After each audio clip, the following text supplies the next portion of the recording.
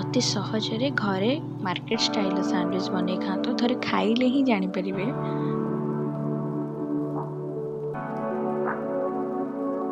Sandwich में first of all bread मुझे गोटे पैकेट ब्रेड नहीं ये आलू को सिझे चोपा छड़े नहीं आलू मसला मुझे सब गुंड मसला नहीं धनिया गुंड हलदी स्वाद अनुसार लुण गरम मसला आ लंका गुंड एटी मु गोटे पियाज को छोट छोट काटिक नहीं जाइए कंचा लंका को मुझे काटिक नहीं जाइए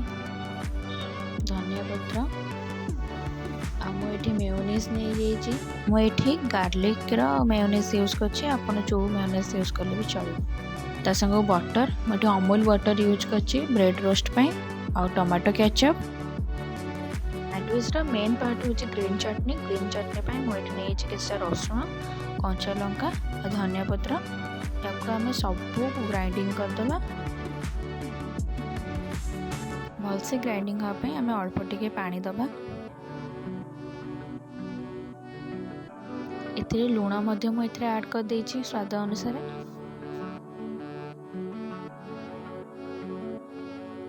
आलू मसला प्रथमे तेल पकई नबा देन काटिकी रखि छोट छोट पियाज पकई नबा मीडियम आंचरे या भाजी नबा काटिकी रखि कंचा लंका को पकई दबा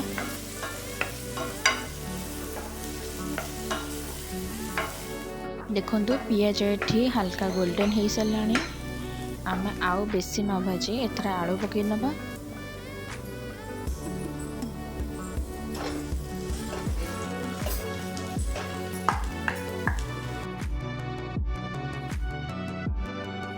पियाज सागरे एठी आलू को भल से मिसई दबा एबे रखिथिबा गुंड मसला सब को पकई नबा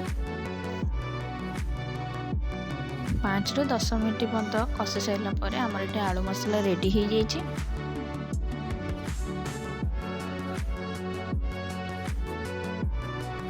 ब्रेड रा दुई साइड रे हमें बटर लगे कि हल्का रोस्ट करनबा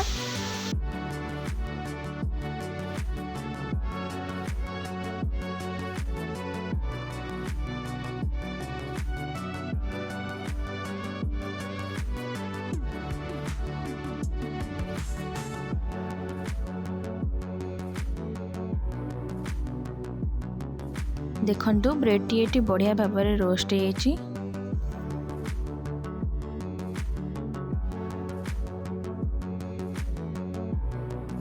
फास्ट आलूर स्टफिंग आम ये देदबा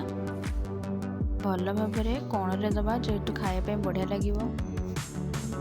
तापर आउ गोटे ब्रेड को लेकिन ये मेयोनीज देदबा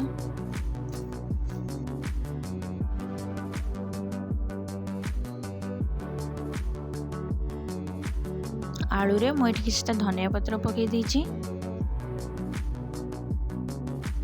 से परि भाबे आउ गोटे ब्रेड रे मुझे ग्रीन चटनी लगे देछि ग्रीन चटनी रे एपट साइड रे मु टमाटो केचप लगे देछि ऑरिगानो जे टोटली ऑप्शनल अछि आपन चाहे पकई परिबे न पकईले भी चलिबो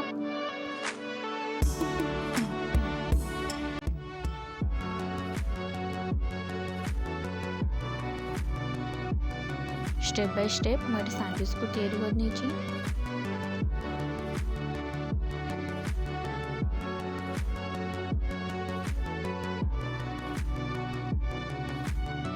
खाइबा को सुविधा हो बोली मुझे मझीर कटिंग कर देछि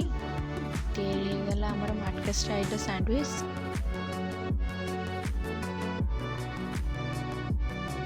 जेमिति हेले घरे आपण थरे ट्राई करंतु मते कमेंट सेक्शन में जानंतु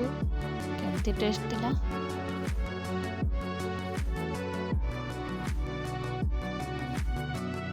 वीडियो को लाइक शेयर और सब्सक्राइब करने को जमारू भूलिबेनी। Thank you for watching.